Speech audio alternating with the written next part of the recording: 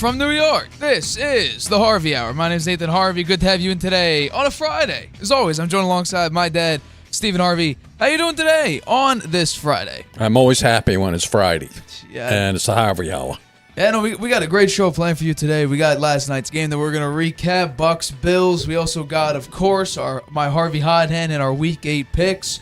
We got a little bit of an update on Brock Purdy. And also, we have the football version of the Subway Series, which is always fun. Every 4 years that comes around, so it's going to be good to see the Jets versus the Giants, who comes out on top and claims MetLife Stadium as their own, at least for the foreseeable future, until the next 4 years rolls around. But I do want to get into last night's game first, so that's the first topic that we're going to get into. The Bills were able to defeat the Tampa Bay Buccaneers 24-18 as Baker Mayfield's Hail Mary falls so short. If Chris Godwin gets his head around, there is a chance that the Bucs actually turn out and win this game. However, the Bills do get their bounce-back victory after losing to the New England Patriots last week. So I want to know, based on last night's game, Josh Allen looked pretty good. Do you think the Bills are officially back in business? Well, they did win, but I don't think Tampa Bay is one of the top teams in the league, and they just barely beat them, right? I mean, there was a Hail Mary there. If he turned around, he might have caught it, and that would have defeated the Bills. So I think they're an odd team this year. I can't quite figure them out. They're 5-3 now, and they haven't really they started out good, but they haven't really dominated anybody, and they lost over in London, the game against the Jaguars. So they've lost to the Jaguars, the Patriots, and the Jets week 1. And the Jets week 1. So Josh Allen is the key, I think. I mean, in the Jets game, he played terrible, right? And I wouldn't say he played so great in the Patriots game either. He was very frustrated by the Patriots defense, and they wound up losing that game as well. So I think they only go as far as he goes, in my mind. I think that he kind of holds the key to their success. And so far, I think he played well last night. If he can keep that up, then I'm pretty sure they're going to make the playoffs. But how deep they go in the playoffs really depends on him, I think. Well, I'm going to say this. Last night, the Bills, They did something different than they haven't done in the past few games. That's actually, they got off to a pretty hot start. They were notorious for slow starts recently, and last night was a pretty good example of how you could turn things around. You score, you're up, I want to say 17-10 at half. Then you immediately go up in the third quarter, up 24-10, and up to that point, you were pretty good on offense. And then we sort of got the flip side of that, where you didn't score a single point after that moment, after like the 13-minute mark in the third quarter. So the offense is not consistent. It doesn't play from quarter to quarter to quarter to quarter. It has a decent stretch of where it could be okay to really, really good, and then early in the game it can't get going, or at the end of the game it can't stay consistently good. They have a stretch now where they haven't scored a touchdown in the first quarter for like all 4 games, I think, so far this year, and that's a streak that they haven't had for quite some time. Well, I'll say this: Baker Mayfield, this Bucs team is not as good as I think a lot of people, including myself, were thinking. They haven't beat a team over 500, so against winning teams, they can't beat them. They can't beat any good teams, and in the last 3 weeks, they haven't scored 20 points in any single one of them. So when you take, by the way, they also the teams where they scored 20+ points on, the Vikings in week 1, the Bears in week 2, and the Saints in week 3. The Eagles, they only scored 11. The Lions, they scored 6. The Falcons, they scored 13, and the Bills, they scored 18. So this team can't score against good teams. They can't even score against okay teams. Now, we just saw what the Lions did. They got absolutely obliterated by the Ravens. Does that mean the Ravens are going to be, Super Bowl contenders? I think right now they should be. But to score only 13 points against the Falcons, against that Desmond Ridder-led offense, when the Buccaneers, generally for the past 4 years, have had a pretty good defense, the Bills, you were this close, and I think that's just because the Bills are now on this weird phase of they can't complete games or they can't start games very well. So I'm going to say the Bills right now, I got to see consistent game of greatness. We saw that against the Dolphins, but then have they already peaked too soon? Was their only goal so far, the only thing they did positive was beat the Dolphins this season? If that's the case, will you play them again at the very end of the year? Is that the next time we're going to see a consistent 4 quarters? I hope not, but I will say this. For the 4th straight week, the 3rd straight week, the Bills were either this close to losing or lost to a team that is clearly inferior to them. So I don't think the Bills are there. I don't think they're at the level of the Ravens. I don't think they're the level of the Chiefs. I don't really think they can go up against the Bengals or the Chargers right now. I haven't seen a consistent 4 quarters since they played the Miami Dolphins. And could that be the Miami Dolphins are not as good as we talked about that on Tuesday? The Miami Dolphins may not be all that. So until I see a consistent 4 quarters against a decent team that actually could compete with them, I'm going to say the Bills, first of all, I already shut down the Super Bowl window, but I do not think they could compete with any of the top teams in the AFC or in the NFL right now until I see a consistent 4 quarters. So, I don't know. Let's move on to our next topic here. So it's time to talk about the Subway Series. The New York Jets look to continue their winning streak, and the Giants look like to start a winning streak after beating the Commanders last week. Zach Wilson's playing much better than he has in the past. Tyrod Taylor will be in this week for Daniel Jones, who got ruled out about an hour before the show started. So Tyrod Taylor's going to be out there for his 3rd consecutive start as a New York Giant, while Zach Wilson looks to continue his great series since that Kansas City game. He's been on a pretty good roll so far. So I want to know, what are your expectations for the Tyrod Taylor and Zach Wilson matchup every 4 years the Subway Series rolls around? What are your expectations for this game?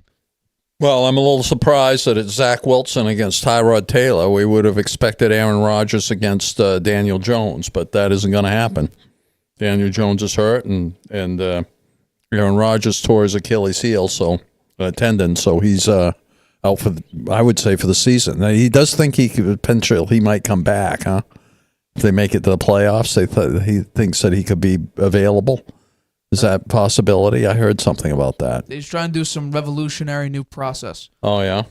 Well, we'll see. But he won't be out there tomorrow, on Sunday, and neither will Daniel Jones. So, I don't know. The Giants have the worst offense in the league. They only scored 85 points so far this year. The Jets aren't far behind, though. But the Jets have one of the best defenses. So, I'm looking, and we're going to get to our picks later on, but I'm looking for the Jets to beat the Giants. And I think that Zach Wilson, taking him a long time to get comfortable being a quarterback in the NFL and making good decisions. He has a lot of talent athletically. He seems to be doing a little bit better. We'll see. I think, again, the sample size of him playing well is pretty small and pretty inconsistent. But the last few weeks, he hasn't been doing things that would cause them to lose. So his interceptions are down, and his ball management, the game management seems to be better. So maybe he's maturing a little bit. Maybe. I'll say this. I'm going to bring up the stat right now. People in our comment section were always saying, "Oh, Daniel Jones is much better than Tyrod Taylor. Tyrod Taylor." He didn't play well with the Bills. Was there for I was talking to someone in the comment section before. The one season with the Browns that Baker Mayfield was the first overall draft pick, so he didn't really get a chance to play for the Browns, nor should he have, because you drafted the first overall pick in being Baker Mayfield. I'll say this, though. Tyrod Taylor versus Daniel Jones this season, I brought up some minimal stats last time where Tyrod Taylor has more big-time throws, fewer turnover-worthy plays, less time in the pocket, a higher average depth of target. He evades more sacks. But let's talk about the numbers right now. These are the numbers when we talk about Tyrod Taylor versus Daniel Jones. They have the same amount of wins, except Tyrod Taylor's only started 2 games. Compared to Daniel Jones's 5 games. Total yards per game. I would say it's a pretty stark difference. Nearly 100-yard differential between Tyrod Taylor and Daniel Jones. Tyrod Taylor 336.5 yards per game, while Daniel Jones is at 255.2 total yards per game. Passing yards now. They're quarterbacks. The main thing they do is pass the ball. Daniel Jones, 163 yards per game. Tyrod Taylor, 217.5 yards per game. Passer rating. Again, drastic difference. 71.7 passer rating for Daniel Jones and 95.4 passer rating for Tyrod Taylor. Turnover differential. This is the drastic change we saw in Daniel Jones before, from his rookie year and his early years up until last season, where people were considering him a top 10 quarterback. He stopped turning the ball over. This season, turnover differential, -5. With Tyrod Taylor, it's been +1. Daniel Jones has, I believe, the same or more interceptions right now than he did all of last season. He's turned the ball over way more. And the average depth of target, Danny Dink and Dunk has returned, while Tyrod Taylor, while yes, of course, the Giants don't have a deep ball threat, Tyrod Taylor is trying to find players deeper than Daniel Jones did. Daniel Jones' average depth of target is 6.4 yards. Tyrod Taylor's 8.2. So while, yes, I understand, I completely get it, the Giants don't have a deep threat, Tyrod Taylor is not necessarily dinking and dunking his way to victory. He's actually trying to find receivers rather deep in the field. So for me, I said, I was going to put up going into this week, going into this episode, I would have had 6 teams in my Harvey Hot Hand, with one of which would have been, if Daniel Jones plays, that'll be my 5th Harvey Hot Hand pick. Rather, it won't be, but if Tyrod Taylor plays, that would be my 5th option. Spoiler alert, the Giants are a part of my Harvey Hot Hand because Tyrod Taylor is now going to be the quarterback against the Jets. I'm going to choose, truthfully, I'm going to pick the Giants to win here. Strictly because I'm going to trust Tyrod Taylor's experience and his calm, cool, collective play that we've seen over the past couple weeks against teams like the Commanders and against the Bills. I'm going to take that calm, cool, and collectiveness, and I'm going to take that into a game where, yes, they both have pretty good defenses, especially the Giants finally showing up recently. They both have horrible offensive lines. They both have strong run games. And their passing game isn't all that great, but I'll take Tyrod Taylor's experience, and I think this is going to come down to a late play of some sorts, either a very, very last play or a last drive, and I'm going to take Tyrod Taylor to come out on top and win. I do not trust Zach Wilson. Yes, he's been playing much better, but still, though, on the season, a little over 60% completion percentage, 1,100 yards in 5 games, 4 touchdowns, 5 picks. He still has a negative touchdown-to-interception ratio. Tyrod Taylor has yet to throw an interception. By the way, Daniel Jones and Tyrod Taylor both have 2 touchdowns. Yeah, I think it's 2-6, and Tyrod Taylor's 2-0. A touchdown-interception ratio. So Tyrod Taylor has been the better quarterback. So I'll take at least Tyrod Taylor and his experience to go up against a very, very young, ineffective so far throughout his career, Zach Wilson, to come out on top. But these teams have very, very similar issues. It's just, who do you feel more comfortable with? Robert Saleh, Brian Dable, Zach Wilson, Tyrod Taylor. I want to, why do you think the Jets will come out on top and win this game? I think that the Jets' defense is going to be the difference. I don't think that the Giants' offense is up to the task. They've only scored 85 points so far this year, and I think that Tyrod Taylor gives them a little more mobility back there, so maybe he can avoid the pass rush, which is going to be brutal on the Giants, I think, because their offensive line is poor, and the Jets have a very good linebacker core, and their front four is pretty good. So I think they're going to put a lot of pressure on Tyrod Taylor. I think it's going to be very hard for him to find receivers open. He's going to have to scramble to buy himself a little time to throw the ball. And I think that the Jets' secondary is good as well. And I don't think the Giants' receivers are elite. I don't think they have a real number one out there. Except for Darren Waller, maybe. But he's a tight end, though. Yeah, he's a tight end, not a wide receiver. So I think that there's going to be a very long day for the Giants' offense against the Jets' defense. But so you don't trust the Giants' defense going up against a poor offensive line of the Jets? Look what they just did to Sam Howell in that offensive line. I think they disrupted Josh Allen. I know, but I think the Jets have more talent on offense than the Giants do. Okay, what about defense, though? That's what I was talking about. Well, I'm saying I think the Giants' defense has played better lately, but it's had some pretty bad games, too. Well, Look at the game. They played the Cowboys, the 49ers, and the Dolphins. Yeah, right. So... Meanwhile, who do the Jets have to play? The Patriots? The Jets didn't need to play anybody. The Jets beat Buffalo. The Jets did beat Buffalo, but with Zach Wilson at quarterback. But that was a crazy game. Yeah. And by the way, that was a bad Josh Allen game. Yeah, the Jets also played the Cowboys. Do you think the Giants are much better than the Broncos? The Giants, I would say right now, I would say the Giants are better than the Broncos right now. Yeah. Okay. Well, the Jets beat the Broncos. Right? Yeah. But Russell Wilson fumbled that game away. Yeah, and also, right at the end, though. That wasn't Zach Wilson. Breece Hall nearly had 200 yards rushing.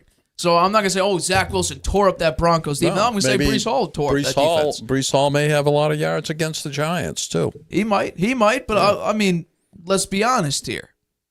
If Daniel Jones was in this game, would you feel more or less solidified in picking the Jets? If Daniel Jones was the quarterback in this game, I would pick the Jets -3. I talked about that on Tuesday. Really? Absolutely. Absolutely. Because he's made poor decisions this year. His decision making is off. He's taking unnecessary sacks. He hasn't been all that great this year. And he's making $40 million a year. Meanwhile, Tyrod Taylor's making, 5.5, and he's I'll bring it up one more time. He's not exactly dinking and dunking his way because he's finding targets that are, over 2 yards further than Daniel Jones is looking for. Small sample size. But it matters. 2 games. But it matters. He's 1-1. I mean, I would say, small sample size. I believe it was Tyrod Taylor on the Chargers. If he didn't have a collapsed lung or whatever, Justin Herbert wouldn't get in there at that current time. Yet he came in and dominated. There was one game there, and they decided, you know what, Tyrod Taylor's out. Let's keep going with Justin Herbert because he played well early on. If we saw a quarterback play very poor early on, you wouldn't trust him. Do you think Bailey Zappi would be out there right now if he dominated? If he came back in the Cowboys game, scored a couple touchdowns. If then he came into, the Saints game, and was hitting open receivers left and right, moving the ball up and down the field? I guarantee you, Mac Jones may not be the starter, or there'd be a lot more questions about who deserves to be a starter if Bailey Zappi came in there with that small sample size. We saw it last season. It was 4 games Zappi came in? He didn't play so badly. People were calling for Mac Jones' job. It was 4 games. Yeah, true.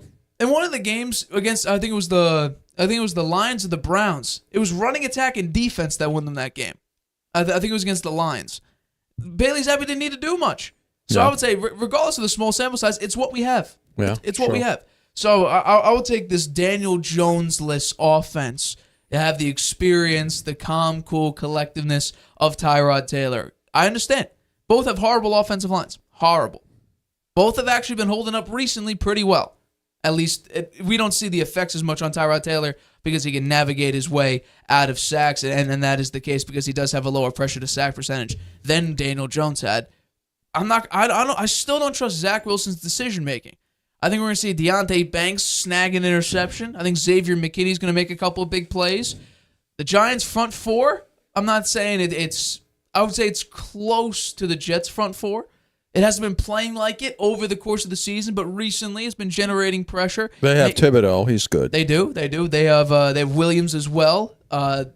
Williams played for the Jets, so he has something to play for. Dexter Lawrence as well on that line. Dexter Lawrence, yeah. They have a couple very, very nice pieces on that defensive line. They haven't showed it through the first 5 games, but the past 2, they've disrupted Josh Allen, and they tore through the very, very bad Commanders' offensive line.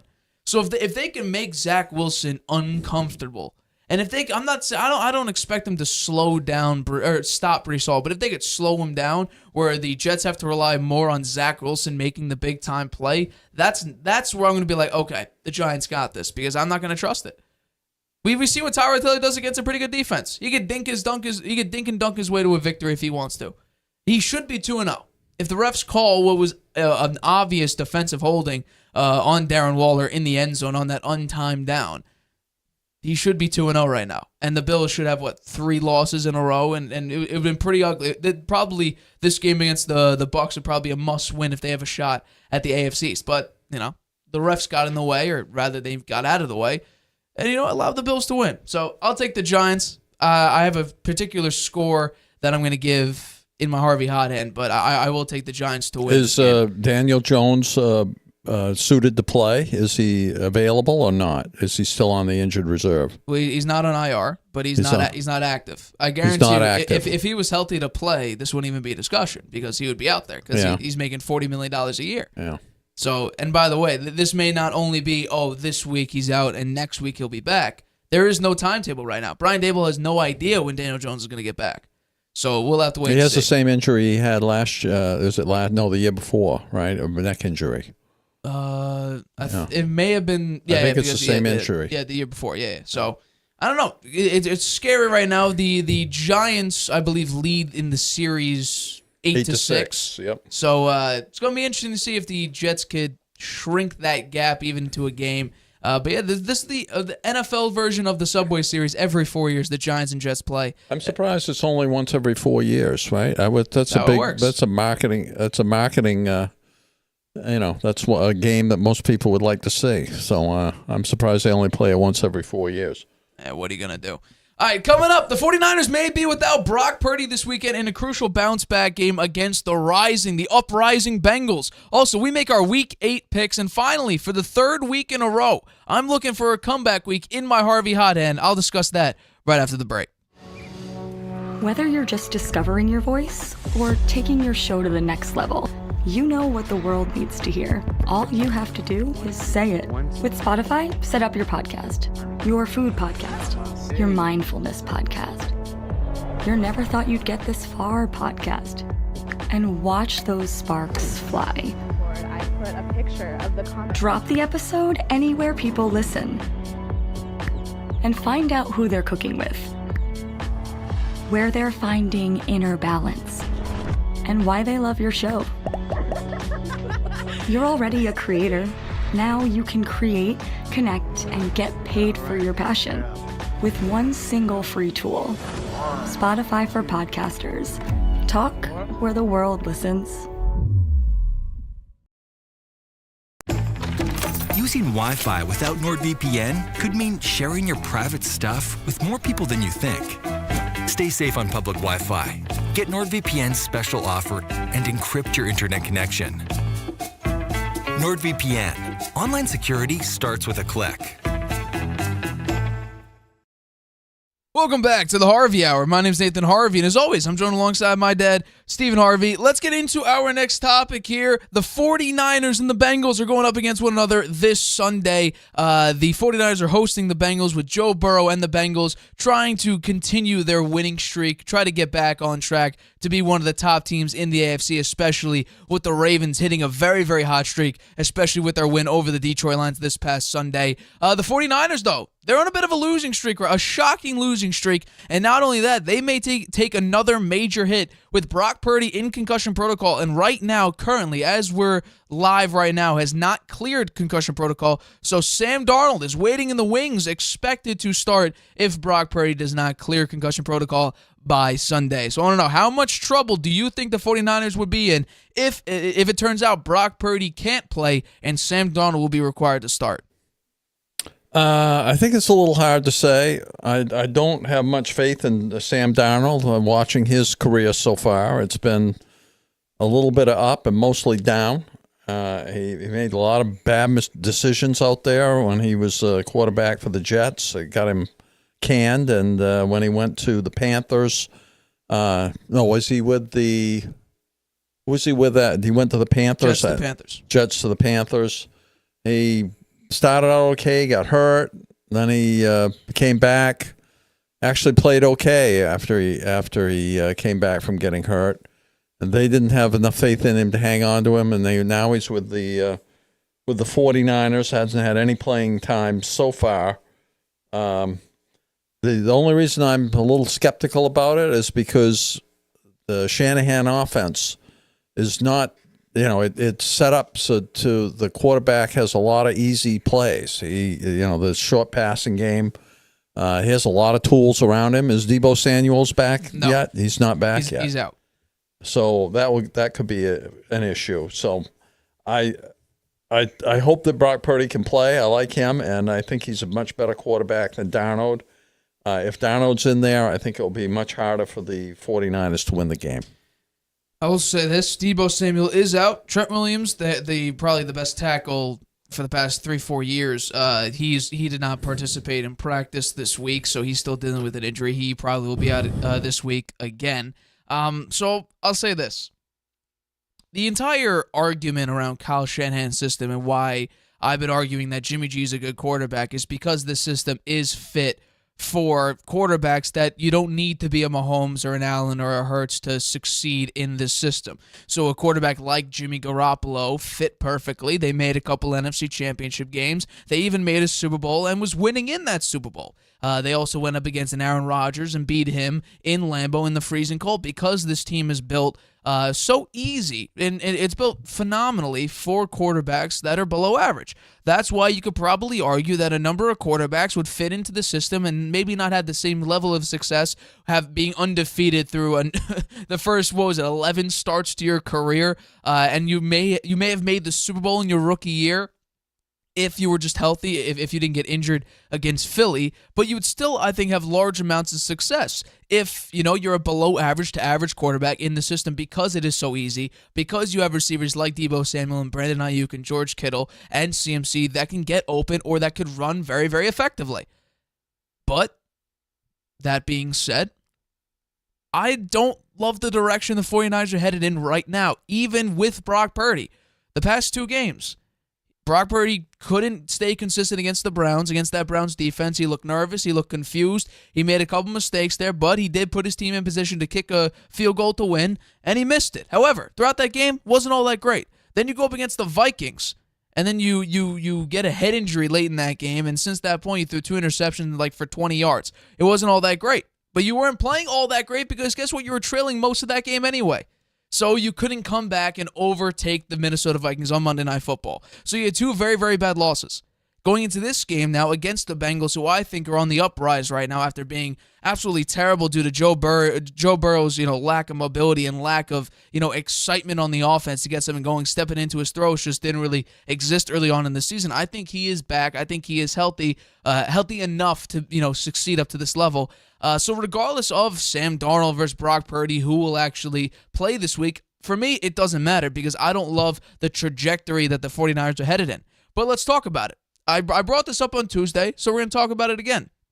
This is Brock Purdy leading or tied versus trailing. He's a drastically different quarterback. So regardless if he's in there or not, if the Bengals get to a hot start where they maybe score 10 points and you have 3 or you have nothing, you're down 7 or 10 points, you're not exactly going to be that great. How about just in the fourth quarter, when it's crunch time, when it's clutch time, when you are the quarterback that needs to perform, when you're the offense that if you're trailing in behind and you need to perform very well, you haven't done that in the past couple of games. The first 5 games against teams that aren't really that great, yeah, you were pretty good. A top-tier quarterback, over 74% completion percentage, no interceptions and 2 touchdowns, 136 passer rating. Your yards per pass, you were getting the ball downfield, nearly 9 yards a pass, and you weren't trailing a single minute in the fourth quarter. Back it up to the past 2 games, a drastic change, sub 40% completion percentage, 2 interceptions to no touchdowns, and 18.4 passer rating. I mentioned this on Tuesday. If you simply hike the ball and spike it every single play, you have nearly double a passer rating than Brock Purdy had in the past 2 games in the fourth quarter.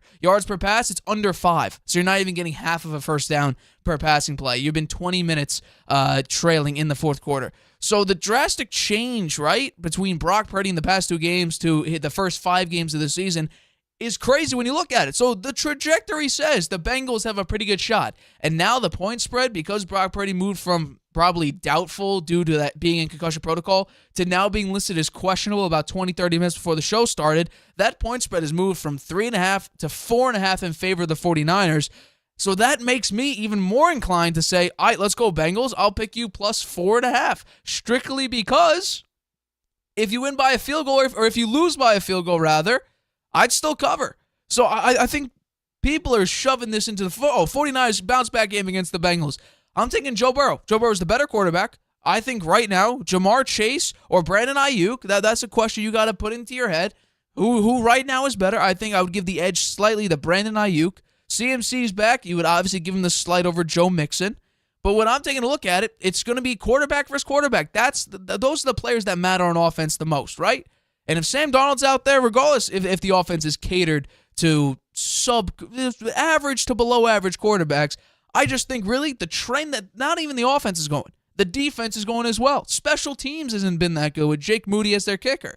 The entire trend that the 49ers are headed in, I don't love it. So for me, the Bengals are the pick here, strictly just because of that trend. Mm-hmm. How about T. Higgins? He's a wide receiver too. Yeah, I mean, but he's. I do think with Deebo hurt, probably the Bengals have the better 1-2 punch on in receivers and wide receivers. But the 49ers offense is, in terms of points scored, is number 1 in the NFL, 201 points, and number 1 in the NFC, I should say. The Dolphins have the number 1 in the NFL, but the Bengals are last in the AFC with just 100 points scored. So I mean, the first 4 weeks. Yeah, that's true. The first 4 weeks, definitely they were terrible, and they've been better the last 2 weeks, and the 49ers just the opposite. So, But the 49ers, they both have weapons on offense. The 49ers have shown it a lot more so far than the Bengals. We'll have to wait and see what happens on Sunday. I think this will be very, very interesting to see. The key matchups will be probably Joe Burrow. What will he get going? Because I said a good focal point is that Seahawks game. If the offense comes out, looks pretty good, okay, they're on the right path. But if they get absolutely obliterated by the Seahawks, then we know that the Bengals aren't quite right yet. They did beat the Seahawks. It was 17-13, so the offense exactly wasn't dominant, but they still won. They still put up points, more points than they put up basically in almost every game before that. 2 out of the 4 of the games, they didn't even score more than 3 points. So they got something going at least. So, I mean, I'm going to look up right now Zach Taylor's record out of a bye because I think this is important. Right now, I can't find an exact number, but Zach Taylor's coaching career has been a large question mark, especially with Joe Burrow not being 100% to start the season. Now, I'm not putting that on Zach Taylor. However, because of his record before, or I guess the first season with Joe Burrow, he ended up getting hurt. I don't know why people criticize him for that. The Bengals were garbage beforehand. That's why they got the first overall pick. And when you pick up the quarterback that you picked first overall and he gets hurt, yeah, you put a backup quarterback in there, you're gonna have a bad record. That's kind of how that works. So I would say with Joe Burrow being healthy, Zach Taylor's had a pretty good track record. Made the playoffs basically every single year. That they are really the only team to disrupt the Chiefs. They beat them 3 out of 4 times. You made a Super Bowl by beating them in the AFC Championship game, outplaying them on every phase of the game in that AFC Championship game. So I'm going to say, the Bengals right now, if they win this game, does that solidify their Super Bowl contention? Or do you think there's still a lot of question marks? I think there's still a lot of question marks. They're only 3-3. Right. They're in last place in their division. That is true. Right? And the offense has been anemic, 100 points so far. In the games that they won, they haven't actually blown away anybody. Right? Well, the Cardinals they did, but then again, the Cardinals is 1-6. Right. Right? No, I understand. I mean, they beat the Seahawks, but the Seahawks are 4-2. Right. And that game was at the Seahawks, so was it? It was at Seahawks. Yeah, well, that's a tough place to play. This game is at San Francisco. So I think in a way it's kind of a must-win for the Bengals, right? If they go to 3-4, still in last place. I'm sorry. It was home against the Seahawks. My fault. Okay. So but they just barely won that game. Yeah. Right? And the Ravens are playing well. Right? The Ravens are 5-2. They're playing great. Right? They got a nice points for and against. They're plus 74. The defense is playing great. Yeah. So they're going to be tough to catch for the Bengals, I think, and they may not catch them. They'll have to count on a wild card. So I kind of look at this as a very important game for the Bengals against a very tough opponent playing on the road. So they're going to have a tough time if winning that game. Well, I think. I'll say this: the Bengals. Do you take a look at their schedule based on how the season has turned out? They now have the hardest schedule. They're at 49ers, and the next 2 games are home against the Bills and Texans. Then you're at Ravens. Then you're home against the Steelers, who right now with George Pickens and Deontay Johnson in there, they played much better. Then you're at Jaguars, and then you're home against the Colts. That's probably your only solidified win, I would say, so far. Then you're home against the Vikings. They just went up and beat the 49ers, and Kirk Cousins had a phenomenal game. Then you're at Pittsburgh, at Kansas City. You close it out with home against the Browns. You have an incredibly tough schedule, going up against some of the top defenses in the league, especially with the way Baltimore has been playing recently. I don't know if you could beat them. Now I will say this.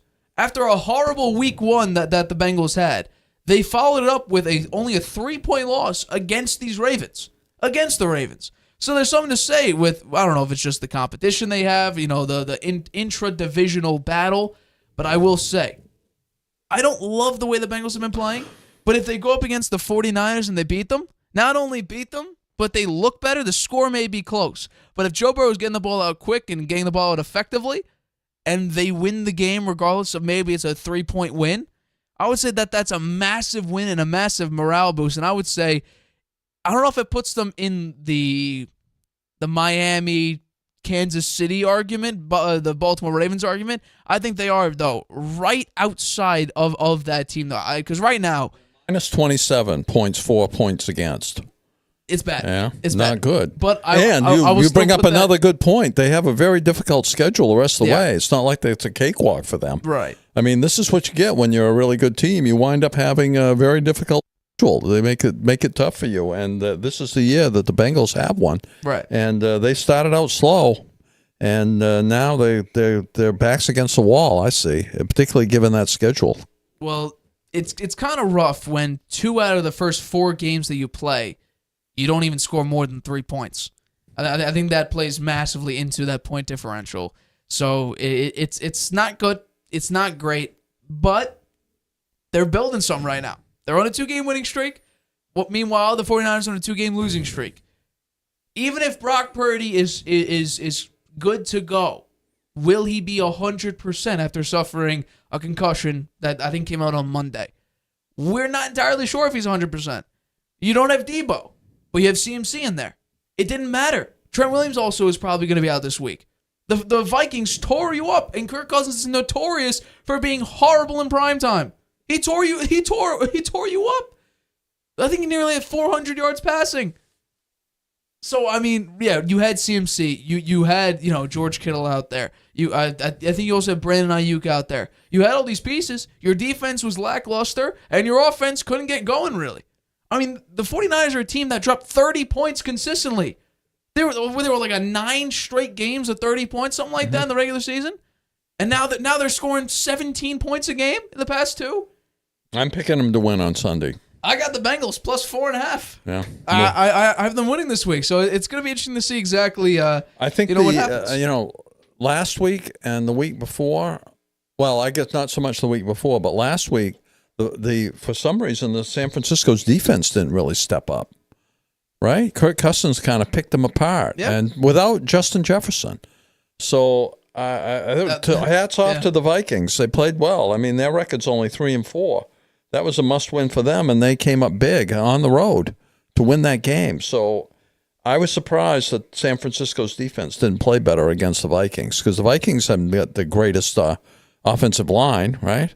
They're not ranked that high. So they're about middle of the road. Given that the players that they have on Nick Bosa, and so their defense playing as well as it has, they're plus 92.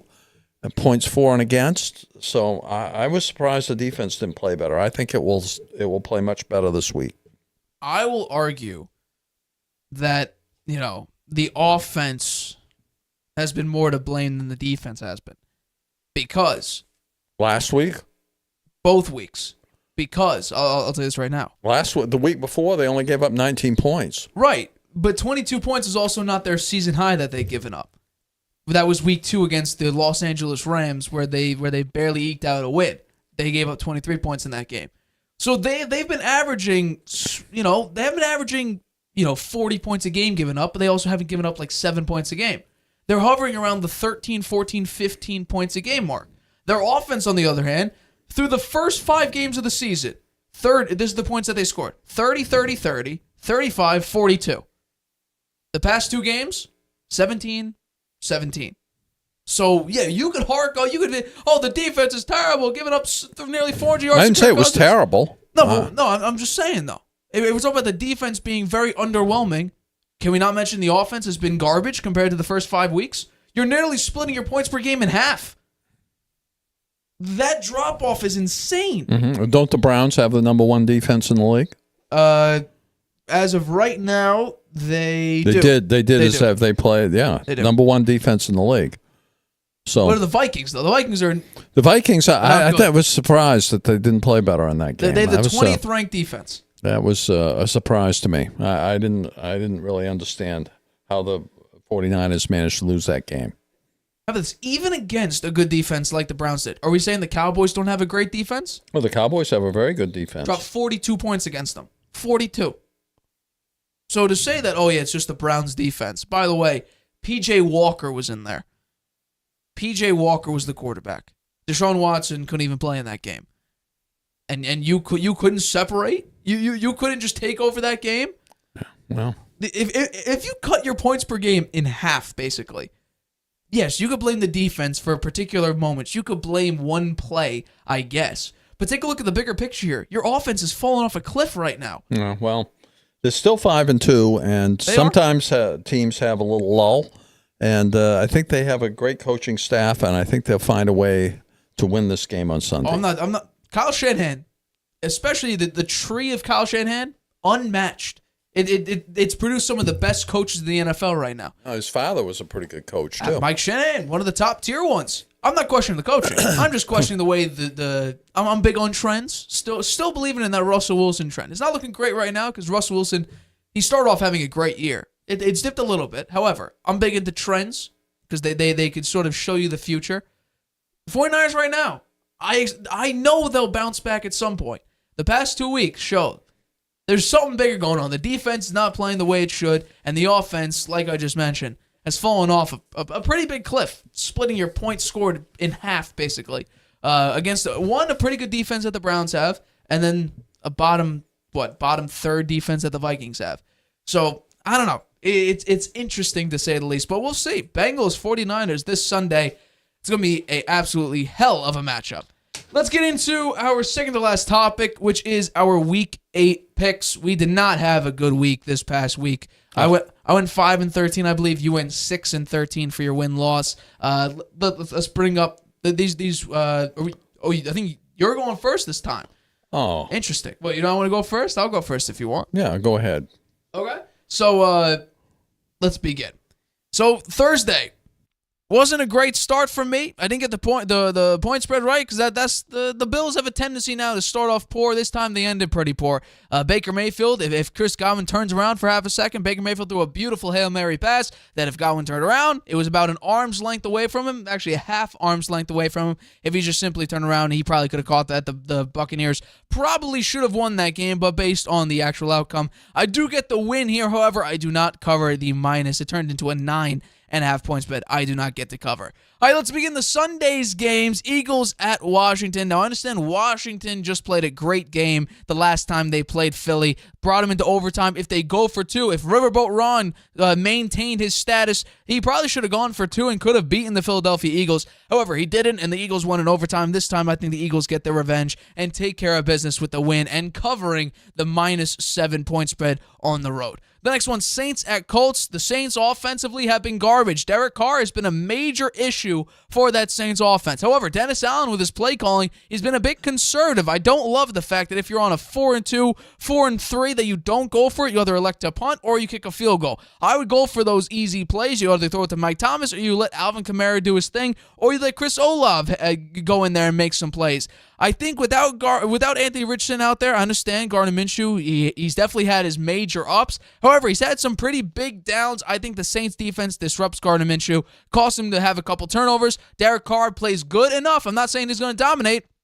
I think he'll play good enough. I think the Saints will win and cover the -1 point spread on the road. This next game is probably one of the biggest of the weekend. Jaguars at Steelers. The Jaguars are favored by 2.5 on the road. This is going to be a hell of a game. Mike Tomlin, never had a losing season. He gets close, but he's never had a losing season. I think it's going to be interesting to see what the Jacksonville Jaguars do against this Steelers defense, because also the Steelers offense with Deontay Johnson in there, along with George Pickens, Najee Harris is doing pretty well, and then was it TJ Warren? He's been a pretty good running back this year. I think the Steelers team is going to be interesting. They just went up and beat the Los Angeles Rams. The Jaguars, this is a statement game, I believe. You went into London, you beat up on the Bills, which was a great win for you. You're on this winning streak. You're looking better than you did. The slow start that you've had in the past couple seasons, I think that has stopped, at least so far this season. I think you start that winning streak. I'm hopeful, because I'm picking you, that you go out and win the Steelers, but beat the Steelers. But I think this is a tough game, but I will pick the Jaguars to win and cover the -2.5 point spread on the road. The next one, Jets-Giants Subway Series NFL edition. Every 4 years these teams play. I got the Giants +3. And this is really this is the major reason why. I simply trust Tyrod Taylor's experience, his calm, cool collectiveness that we've seen in the first 2 games that he started for the Giants so far this season. I trust it more than I trust Zach Wilson under pressure, under duress. I'm going to take the Giants to win here. The defense is playing much better, but they both have very, very similar issues. Bad offensive lines, underwhelming defenses, a strong run game, I would say, a dependent run game, Breece Hall and Saquon Barkley. Quarterback, though, it's been an issue. It has been an issue, but I will take the experience and the veteran leadership of Tyrod Taylor to go out and win and beat the Jets and win straight up, obviously cover the +3 point spread at home. The next one, Texans at Panthers. Both these teams coming back from a bye. I will take the better quarterback and the better team. That is the Houston Texans to win and cover the -3.5 point spread on the road, strictly because Bryce Young has not been all that great. He's definitely so far not lived up to his number 1 overall pick status. But an underwhelming offensive line, no true wide receiver threats. I think he's undersized. That was one of the big draft notes going into this year was he's very undersized. He can get hurt easily if you have a 325-pound guy falling on you. The offensive line is not all that great. The defense, Brian Burns, actually, he's dealing with an injury. He's questionable for this week. So if you lose your best defensive piece, you're probably not going to be all that great. So I will take the Houston Texans to keep the Panthers winless and cover the -3.5 point spread on the road. The next one, the Patriots at the Dolphins. I don't think a lot of people understand how tempted I was to pick the Patriots straight up to win. But then I heard Jalen Ramsey's coming back. I heard Tyreek Hill's going to be healthy to go, and I was like, okay. Also, Raheem Mostert will also be good to go, and I said, okay.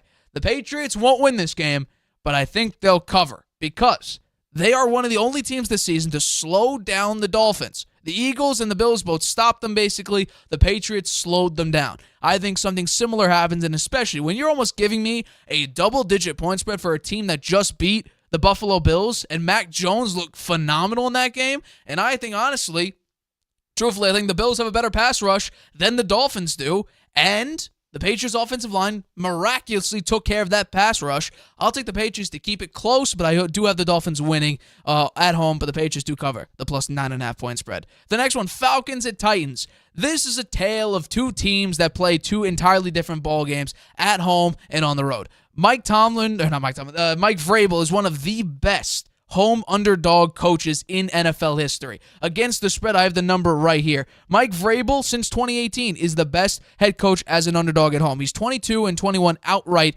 when being a home underdog, and he's 26-16-1 against the spread. He's been a phenomenal coach when he is a home underdog, and the Falcons so far this season have won one singular game on the road, and that, I believe, was last week. Yeah, last week against Tampa Bay. Tampa Bay is no longer a great team in the NFL currently. I think the Saints and the Falcons are going to separate themselves after this week. Tampa already lost on Thursday. I think the Falcons will separate themselves at some point this season, and the Saints, I think they will get back on track. But I think just because the Falcons don't play very well on the road and the Titans play much, much better at home, I understand Ryan Tannehill won't be there, and they just got rid of their best safety. I think with Will Levis coming in there, and I think Malik Willis will play at some time in the game, but Will Levis will be the starting quarterback. I will take the Titans to win and win outright. I trust Will Levis. He should have been a top 5 pick, top 4 pick, but he came in the second round, draft in the second round. I think it's going to be interesting to see just how well he plays, but I will take the Titans to win this game. The next one, the Vikings at the Packers. After coming off that dominant win, I'll take the Kirk Cousins-led Minnesota Vikings to pull out another victory against the Packers. Jordan Love has not been the quarterback that I think at least a lot of people, especially in Green Bay, were hoping he would be. The next predecessor to Aaron Rodgers. He's been nothing like that. Do I think he could be good enough to at least pull out some wins here and there and go to the 7-10, 8-9 record? I do think he could do that, but currently he's had a horrible completion percentage. Interceptions the past couple weeks have really, crushed this team's hopes, at least on offense, to put up some points. I do think with the way the Vikings have been playing recently, I will take them to win and cover the 1.5 point spread on the road. The next one, Rams at Cowboys. Cowboys favored by basically a touchdown. I'll take it through and through, strictly because the way the Rams have been playing recently, I don't love it. I really don't love it. And especially, I think the Cowboys need a dominant victory to get them back on track, to put them back on the mat, to a morale boost, to get back to the dominant team they were at the beginning of this season. Jerry Jones is making, interesting comments about whether or not they're going to be, active at the trade deadline, which is next Tuesday. I think it's going to be interesting to see what exactly happens in the next coming days. But I do think Micah Parsons and this defense, I think they'll dominate I would say a decently poor offensive line, and especially with their top running back out. I understand Cooper Kupp's back. Puka Nacua, great rookie receiver. I just think they'll disrupt Matthew Stafford enough. But my big thing is Matthew Stafford has been consistently inconsistent. He's been playing okay the past couple weeks. He's going to have a bad game. I do think this is the game he has a bad game against a ferocious defense. I'll take the Cowboys to win and cover the 6.5 point spread. The next one, the Browns at the Seahawks. Deshaun Watson out once again against the Seahawks, so PJ Walker will be in there. But I think the Seahawks, they have much more talent than the Browns do. The running back situation, obviously, with Nick Chubb out, hasn't been great, but it's been pretty effective. I just think the way the Seahawks have been playing, I believe they're also rocking their vintage jerseys. That should be a great thing to see. Their old vintage, like light blue and neon green jerseys. I love those jerseys. They'll be rocking those, so I think there'll be some motivation. I think they'll play better because, generally, I would say that if you're in a vintage jersey, you're representing the vintage times.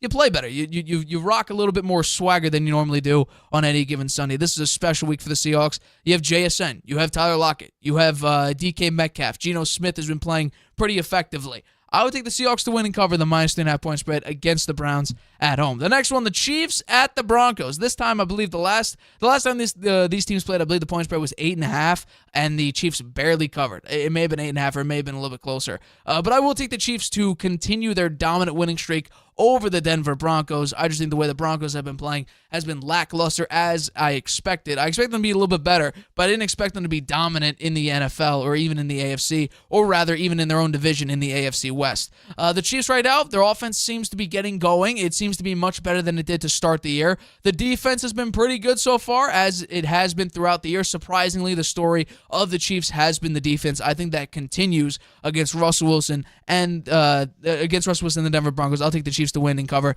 the -7.5 point spread on the road. The next one, we talked about this earlier on in the show. Sam Darnold maybe will start. Brock Purdy may get the start, depending on if he clears concussion protocol. But it is the Bengals at the 49ers. The Bengals are +4 road underdogs, and I'll take that, +4.5. I'm just looking at the trend here. The 49ers haven't been playing that well so far. The Bengals seem to be jump-starting their season a little bit later than I think most people would like. But I do think Joe Burrow, Jamar Chase, T. Higgins, Joe Mixon, a growing offensive line, and a building defense, I'll take them to beat the 49ers in a shocker, and the 49ers continue their losing streak at 3 games. I'll take the Bengals to win outright and cover the +4.5 point spread. The next one, Ravens, -9.5 point favorites on the road against the Cardinals. Now, a lot of people would say pick the Cardinals +9.5. However, I'm not going to be one of those people. I'll take the Ravens -9.5. I thought the Lions at least put up some sort of fight. I actually picked them to win last week, and boy, that was probably one of the worst picks I've had my entire time doing the Harvey Hot Hand or just picking games in general. They dominated that game through and through from the jump. They had like 300 yards, and I don't think the Lions had a first down in the entirety of the first half. So I'll take the Ravens right now. The Ravens are right now, I think, they're one of the only 2 or 3 teams in the AFC that you could say, okay, this team looks like a Super Bowl team. Lamar Jackson, passing-wise, the passing concepts have been much more advanced with Todd Monken. I think that's a great thing for Lamar Jackson. He looks like a much better thrower. I will take the Ravens to absolutely dominate the Arizona Cardinals, and I'll take them to win -9.5 points, but I'll take them to cover and win on Sunday. The next one, Sunday Night Football. Bears with Tyler Badgett at the Los Angeles Chargers with Justin Herbert. Tell me that this is not a better pick to pick the Chargers to win and cover the -8.5 point spread. The Chargers have been largely underwhelming, and especially that defense, as I think a lot of people expect, once again has been poor. Now, I would hope the defense would at least grow another year with Brandon Staley, but in fact, it hasn't been that. Khalil Mack had one phenomenal game with 6 sacks. Outside of that, they can't really stop anybody. They had numerous chances, especially against the Chiefs, where they normally play very, very close. The defense and the offense could not keep up with the Chiefs last week. And by the way, I'm done picking the Chargers, at least for my Harvey Hot End. I think I picked them 2 straight times. They lost me both like 2 straight times, so I'm not picking them again. That's just lost money right there. But with Tyler Badgett being the quarterback, he actually played pretty well against the Raiders last week. I put up a number, I think put up 30-plus points in that game. It's very, very impressive, but I do think Justin Herbert and this offense will at least get something going. That's what I'm hoping. something clicks on both sides of the ball, offense and defense, for the Chargers against a quarterback like Tyler Badgett. I'll take the Chargers to win and cover the minus 8.5 points. But I don't love the minus 8.5, but I'm trusting the Chargers one more time, at least for the pick, and then I may go back to them later on in the year for my Harvey hot end. But right now, I'm just picking them in the normal picks. The final one, Monday Night Football, Raiders at Lions. Jimmy G is back. He's back. But is he better than ever? We'll have to wait and see. But I will pick the Lions to win and cover through and through the minus 7.5 point spread. Usually, when good teams, good to great teams, get absolutely humiliated the previous week, that following week, they usually win and or dominate. So I will take the Lions to win and cover the minus 7.5 point spread. Jared Goff in this offense, after that horrible performance, they need to get the morale back to where it was early in the year when they were one of the best teams in the NFL. Now, can they get there? Will the Raiders be the point where they jumpstart? It was for the Patriots. We saw little inklings. Mac Jones, he looked much better against the Raiders. He was stepping into his throws. Probably could have won that game or at least tied the game if Devontae Parker doesn't decide to drop probably the most beautiful ball anyone has ever seen Mac Jones throw. But maybe the Raiders are a jump start for some teams. It at least was for the Patriots. Can the Lions back? Can they jump start their season back to where it was with a win over the Raiders? I'm saying yes, they do. They win and cover the minus 7.5 point spread. Whew. Let's get into your picks now, because I do think this is going to be interesting. We have a couple changes here. You have an entire row of road favorites, and we're going to see that right now. So please take it away. Okay, thanks, Nate. I thought you had some good analysis there. I'm very happy that I'm 1-0 so far this week and covered the point spread too. So I did well last night. I was rooting for Baker Mayfield to make that touchdown pass that he threw to Mike Evans, which glanced off the helmet of the defender. Mike Evans was able to pull it in. That got the points down, so I covered the point spread. So thanks a lot, Baker. That should have been offensive pass interference. He shoved on that. Yeah, well, yeah, he did. I did see that. Yeah, he did push him a little bit, but they didn't call it. So I was lucky on that one. The Eagles against the Commanders. Well, I think that the Eagles win this one pretty easily. The Eagles are looking good. 6-1 record, plus 45 points for and against. The Commanders, on the other hand, 3-4. Not that bad a record given how poorly they played in some of their games. They got trounced by the Bears. They have a minus 50 on the points for and against.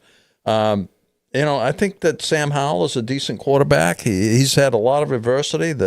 He's sacked the most of any quarterback in the league. The Commanders' offensive line's horrible. They don't have any running game, so he's out there throwing the ball most of the game, and I think he's got potential. But going up against the Eagles, I just think they're going to be too tough for the Commanders, even though they're playing at the Commanders.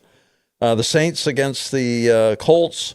I'm picking the Colts. I think that Gardner Minshew in there, he may have some luck against the Saints, who have not played well the last few weeks. 3-4 record, points for against only plus 6. The Colts, on the other hand, are minus 13. They're 3-4 as well. So this will be a game to see who gets back to 500 and who falls further behind at 3-5. So I'm liking the Colts in this game. I think the Colts. They have a little bit of a spark, and it's too bad that Richardson got hurt, but they are playing at home, and I think they'll find a way to win this game. The Jaguars against the Steelers. I am picking the Jaguars to win. They're 5-2. They're plus 27 points on the points for and against. The Steelers have a tough time on offense, man. They got a very good defense, but they can't score any points. They're minus 24. They have a 4-2 record. I think this will be a very close game because they are playing at the Steelers. The Steelers' defense very strong with T.J. Watt in there. I think he could be the defensive player of the year this year. But the Jaguars finding their offense and their rhythm, playing much better recently. Trevor Lawrence having a good season now. So I'm picking the Jaguars, but I think it will be very close. Jets against the Giants. I heard your analysis. I don't agree with it. The Jets 3-3. The Giants 2-5. The Giants have the worst offense in the league, points scored wise. They're minus 89 points, points for and against. The Jets, on the other hand, their offense isn't a whole lot better in terms of points scored, but they're only minus 6 largely because their defense is so good. So I think that, and I also think Zach Wilson is playing better, starting to get the hang of making better decisions out there. Still has a lot of athleticism. I think the Jets are going to find a way to win this game. The Texans against the Panthers. The Panthers are terrible. They're minus 74 on the points for and against. They haven't won a game yet. They're playing for a draft pick now, I think. What's the point? They're 0-6. And against the Texans, who have T.J. Stroud, who was the second pick in the draft, and Bryce Young, number 1. So this is a game of the 2 top picks in quarterback. T.J. Stroud having a much better year than Bryce Young. It actually looks very good out there. Their offense plus 22 points for and against, record 3-3. I think they're going to find a way to win this game. Patriots against the Dolphins. I'm going back to picking the Patriots straight up. They're only 2-5. Their points for and against minus 75, which is horrible. But that's mostly because of the 2 games at Dallas and the Saints where they just got rocked and the defense didn't play well. They beat the Bills last week. Fairly big game. Really a nice bounce back win. A big confidence builder for Mac Jones, driving the team down the field in the fourth quarter, winning drive with under 2 minutes to go in the game. Really quality performance by him last week in terms of his percentage completion and the way he managed the game out there. I thought he did a great job. Tua, on the other hand, has never lost to the Patriots, and the Patriots never win in Miami. That's going to change someday, and this is the week I think it's going to happen. Even though the Dolphins are plus 53 points for and against, a lot of that has to do with that game they won 70-20. You know, so that was plus 50 right there. Otherwise, they were pretty much even in every game. And the Patriots did play them very well in Foxborough and held them to a lower number of points and actually had a chance to win the game at the end and didn't. So I'm looking forward to that game. I think it'll be fun to watch. The Falcons against the Titans. I'm picking the Falcons. I have mixed feelings about this, but they are starting Will Levis. It'll be the first time he's ever played in the NFL. The Titans are 2-4. They're minus 13 points for and against. The Falcons, worse than that, minus 18. Their record is 4-3. They play in probably this is a divisional game, and I think the Falcons find a way to win. The Bijan Robinson. Having a good year running the ball. I think they should hand the ball off to him a lot because I think Ritter is not, you can't trust him at quarterback. He makes I saw one game there a couple of weeks ago. He could make mistake after mistake. So the Falcons are much better this year than they were last year. They found a way to bounce back. I think they have a decent head coach. I think the Titans are well coached as well. And they are playing at home. I think this will be a very close game, but I'm looking for the Falcons to win the game. The Vikings against Green Bay, I picked the Vikings here. I think that they seem to have found a rhythm a little bit here. They beat San Francisco last week, which is a huge win for them. They were underdogs. They went into San Francisco and won that game. Kirk Cousins looking very good. Is this a contract year for him? Yeah, this is the last year. It is. So he'll be have a lot of interest given the way he's playing right now, and I'm sure the Vikings will try to retain him.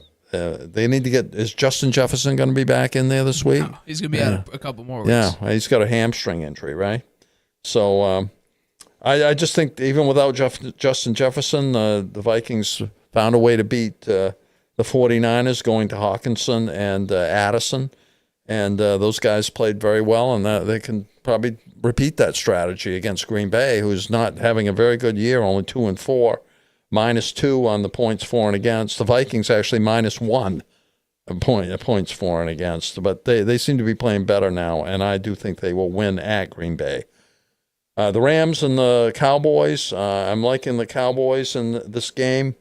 They have 6.5 point spread. I think they'll beat that.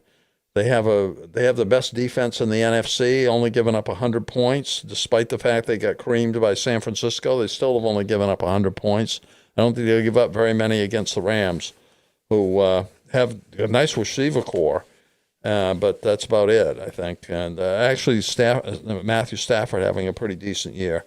Their offense plus 14 points for and against. The Cowboys, though, plus 54 with that dominant defense. And when Dak Prescott can get out there and not make mistakes, they look pretty good. So I think they're going to win that game.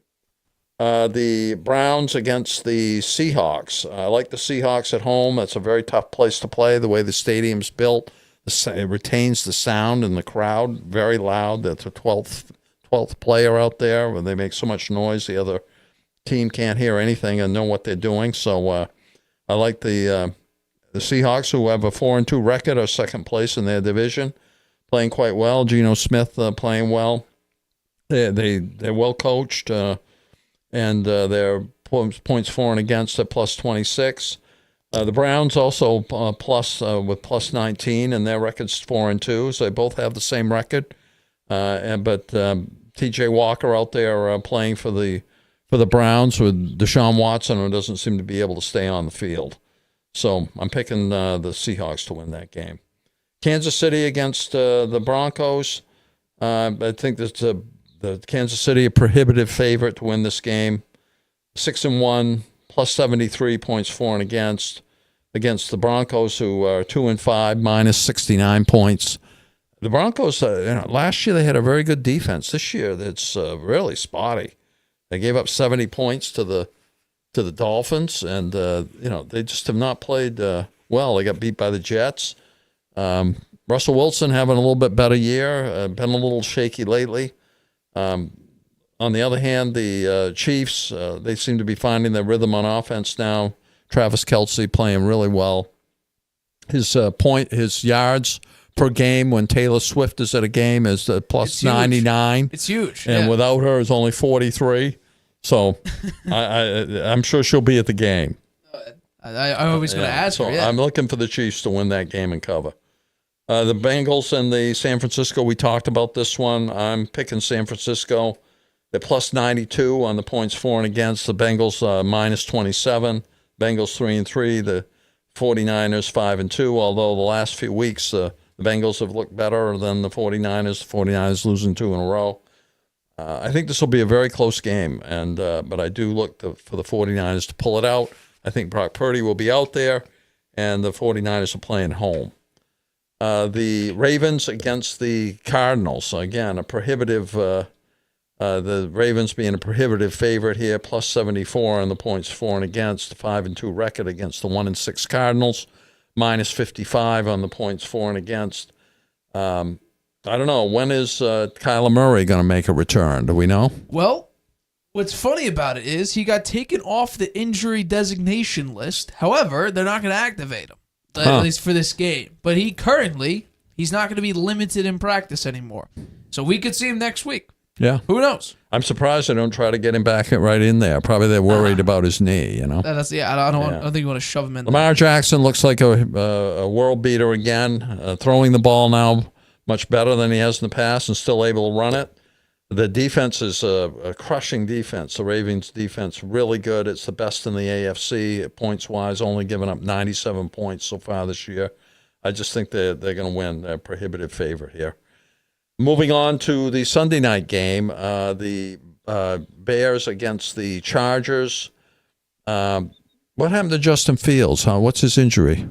That's a good question. If I had to guess, I think it's a shoulder. Oh, yeah? It's too bad he's not in there because he's rebounded. He's played nicely in the games that he's been in. Now they got that backup guy in there. Thumb. It's a thumb injury. Yeah. Well, that's a tough one. It's on his throwing hand?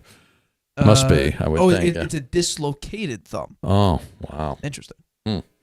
So he won't be in there. I think that that makes the Chargers' chances much better. They haven't played well at all. 2-4, minus 11 on the points for and against.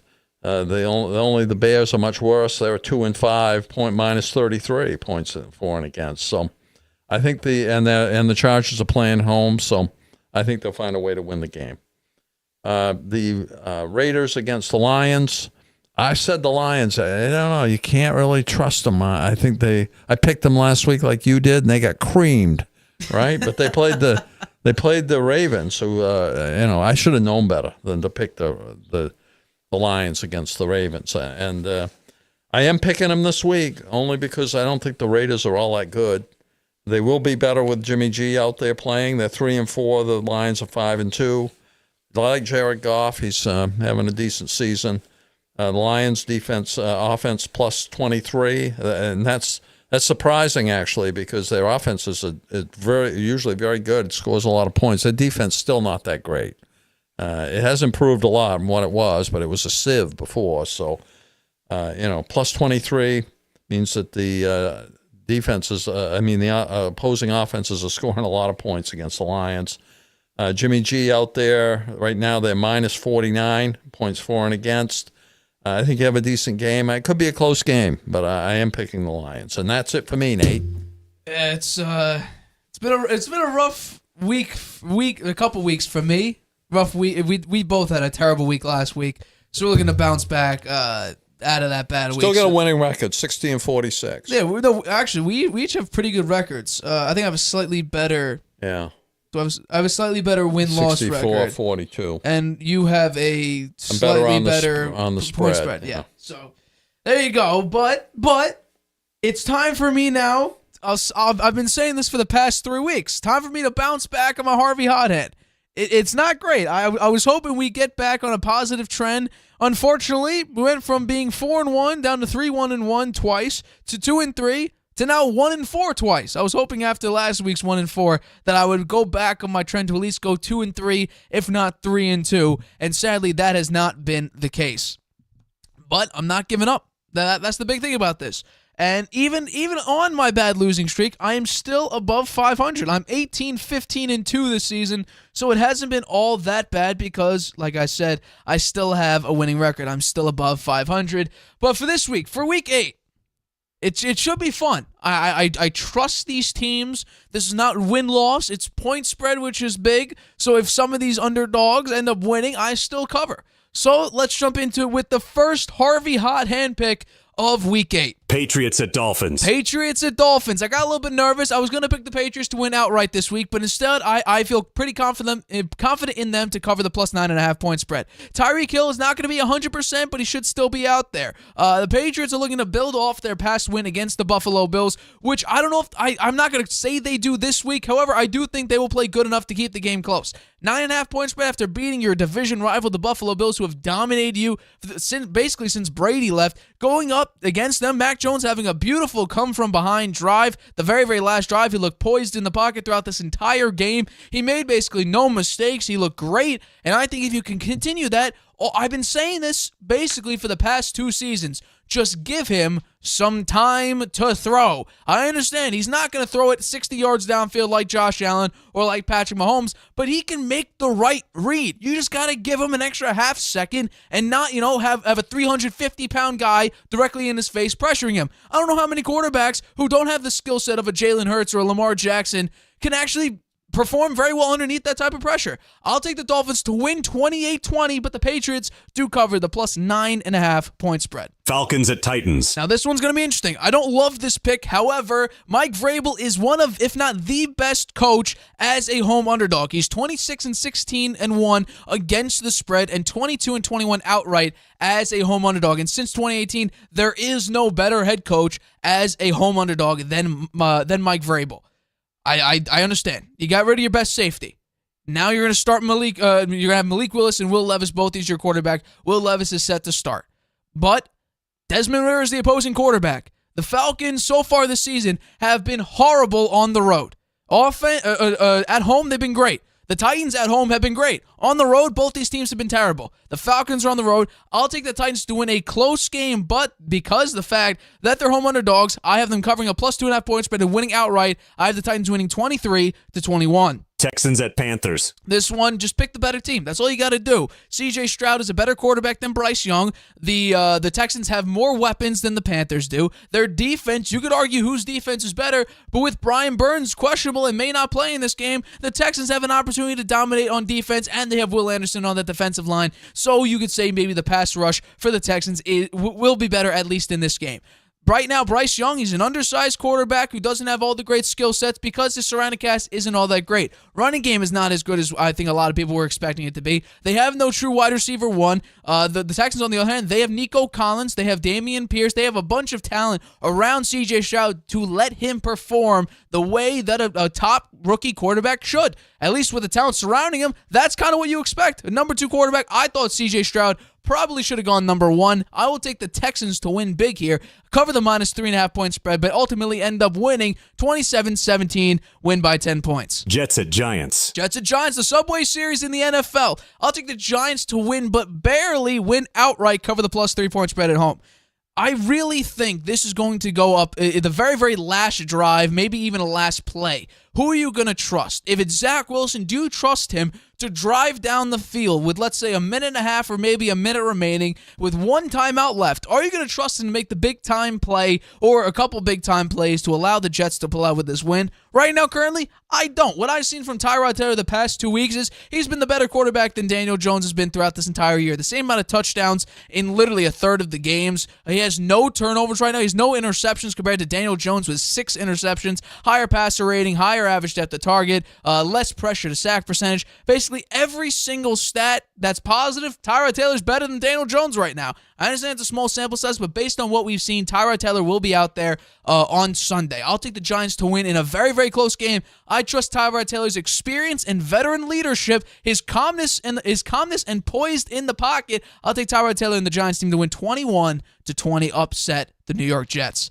The final one of Week 8. Rams at Cowboys. Rams at Cowboys. This one's a big one, and I think this is really going to be up to the defenses who's going to come out on top, because the Cowboys are 3rd in turnovers on defense. They're 3rd in pass defense, 4th in points allowed, 5th in total defense. However, PFF has them graded as the 2nd highest defense. Also, they're 2nd in pass rush. Meanwhile, the Rams, they have the 24th graded defense. They are 29th in pass blocking, and their top running back is injured.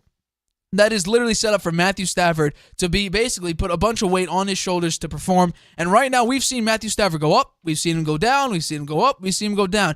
I coined this term last season. I haven't really heard it from anyone else. He's consistently inconsistent. Because guess what? He'll have a phenomenal game one day or 1 week, and then he'll follow it up with an absolute dud of a performance. Now, he's played okay the past couple weeks, but I think this is where the Cowboys defense gets to Matt Stafford, disrupts him in the passing lane, disrupts the chance for this Rams offense to get going. I will take the Cowboys to win big here. I'm not exactly trusting Dak Prescott because he's not really shown much that you can say you could trust him, but I will take the Cowboys to win, but barely cover the point spread. I have them covering the minus 6.5 point spread, winning 31-24. Let's hope. I'm praying and hoping that I get back on track for Week 8. The Rams are better than last year, right? They were terrible last year, so they won 3 games so far. So they are playing in Dallas, though. They are playing in Dallas. So we do this occasionally. So we have a number of games that we're just gonna spitball here. We have 2 basketball games that started.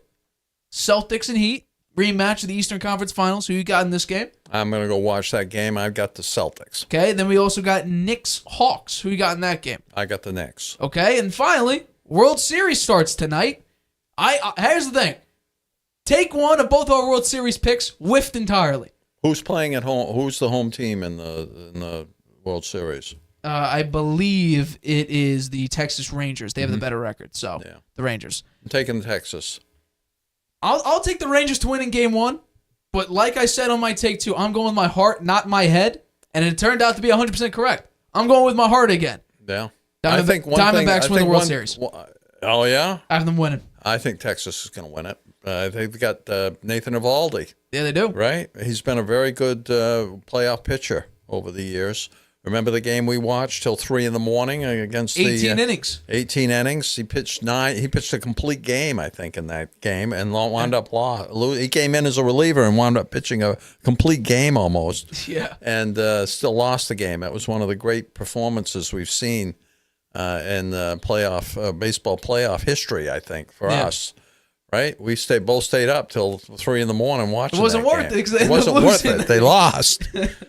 I will say this though. I'm very, very scared. Adolis Garcia of the Rangers. He's been on a massive hot streak. I'm a little bit scared. I think he had like 5 RBIs in Game 7 or something like that. He was on a home run streak as well. I don't love the fact that he's on such a hot streak. However, I think the Diamondbacks pull it out. They are a shocking team. Shocking team. I'm using my heart this time. It didn't work for me, or I used my head in our take one, but as soon as we completely got crushed in round 1 of the MLB playoffs, we re-picked again. Who'd you have? You had the Astros and the Phillies. Yeah, I picked was the totally Rangers. wrong. I picked the Rangers and the Diamondbacks. So at take 2, I was right. I'm going with my heart again. I got the Diamondbacks going. It's been, what, 21 years since quite that? a notable season for them that they were able to make it to the World Series. I mean, last year they weren't any good, right? I don't think they were so good last year. I think each of these teams lost 100-plus games last season. Yeah. And now they're in the World Series each. Yeah. It's amazing. And think about it. The Rangers what's his name? The Rangers Jacob deGrom. Yeah, right. Well, the Rangers have... He's on Tommy John surgery. They have Scherzer. They do. And they have Evaldi. Yeah. I think they have the upper hand, Nate. I'm sorry. I'm riding the hot streak. We talk about trends. The Diamondbacks are riding high right now. I'll take the Diamondbacks to win. It's going to be ratings-wise. Obviously, you want the Phillies in there. Kyle Schwarber, Bryce Harper. You have so many superstars on the Phillies. They got to be very the disappointed. Astros, you had Dusty Baker, Jose Altuve, you had Justin Verlander. You had a lot of names on both sides. It would have been a great rematch. So ratings-wise, this World Series may not be up there. But I think just if you enjoy watching sports and you enjoy, I would say underwhelming teams over the past couple seasons. Yeah. Coming into playing a World It's great Series. for their fans. I mean, their absolutely. fans are got to be out of this world over these teams, right? That they've come back like this and made it to the World Series. I think that's it's big for the fans, big time. Absolutely. I'm going to look at it right now because we have some time. So Arizona last season went 74-88, and then the year prior went 52-110. So these teams haven't been good. And the last time the Diamondbacks made the playoffs was back in 2017. Yeah, well, the Diamondbacks have Terry Lovello as their manager. Yeah, and he used to be the Red Sox. The Red Sox should have picked him instead of Alex Cora. And if we talk about the Rangers, last time the Rangers made the playoffs was 2016. So both of these teams, it's been a number of years since they made the playoffs. So I don't know. You make the playoffs once, you drive all the way to the World Series. I'll take the Diamondbacks to win in, obviously the storybook would be 7. I'll take the Diamondbacks to win in 6. But I do think the Rangers take Game 1. I want to say that right now. The Rangers take Game 1 because I think you don't know either team. Mm-hmm. You got to find out. It's a 2-3-2 format, right? I know it was in the NL and ALCS, but I think that 2-3-2 format favors the home team. Well, the Diamondbacks just play the Phillies when it's a 2-3-2. Yeah. So who wins the World Series and how many games? I got Diamondbacks in 6. I think it's a 7-game series. So you got the Rangers in 7? I got the Rangers in 7. Yeah. Interesting. All right. Well, there you go. A little bit of baseball talk. We'll see how good our take 3 predictions do in the World Series, but it's going to be an absolutely hell of a journey for both teams. Whoever wins, these teams are both terrible for the past couple seasons. You go up and you win. You come into this season, the Diamondbacks actually, they were leading the NL West for a little while, and then the Dodgers decided to wake up. Freddie Freeman and Mookie Betts decided to have great seasons. So, yeah, that's when they separated themselves from the rest of the NL West. But should be if we have some great games, some walk-offs, I'm sure we'll talk about it on the Harvey Hour. But for the time being, we're going to stick to just making predictions here. Basketball, we're definitely going to be talking about some basketball games, some basketball storylines. James Harden he wasn't even allowed to play this week, which is pretty interesting. The security guard said you can't come on the plane. So that whole situation is still getting doled out.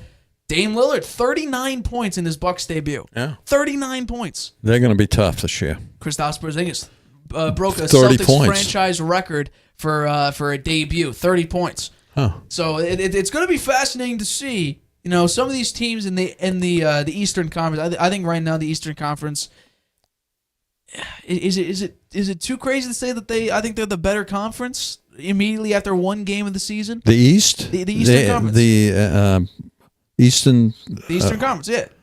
Overall, yes, I think they are. Yeah, I do. Yeah, because I think it's going to be. They have Milwaukee and the Celtics. I think defensively, you got to throw Cleveland up there.